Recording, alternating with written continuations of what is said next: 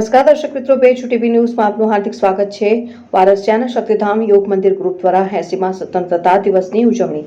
વડોદરા શહેરના વારસિયા વિસ્તારમાં આવેલા શક્તિધામ યોગ મંદિર ગ્રુપ દ્વારા 80મા સ્વતંત્રતા દિવસની ઉત્સાહભેર ઉજવણી કરવામાં આવી હતી। આ પ્રસંગે વિવિધ કાર્યક્રમોનું આયોજન કરવામાં આવ્યું હતું।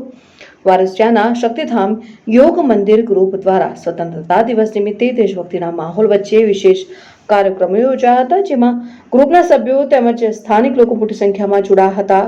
રાષ્ટ્રધ્વજને સલામી આપી સ્વતંત્રતા પર્વની ઉજવણી કરવામાં આવી હતી। સમગ્ર કાર્યક્રમ દરમિયાન દેશભક્તિનો માહોલ જોવા મળ્યો હતો।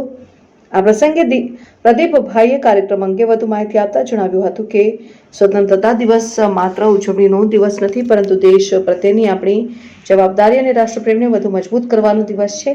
કાર્યક્રમમાં દેશની એકતા, અખંડિતતા અને રાષ્ટ્રપ્રેમનો સંદેશો આપવામાં આવ્યો હતો।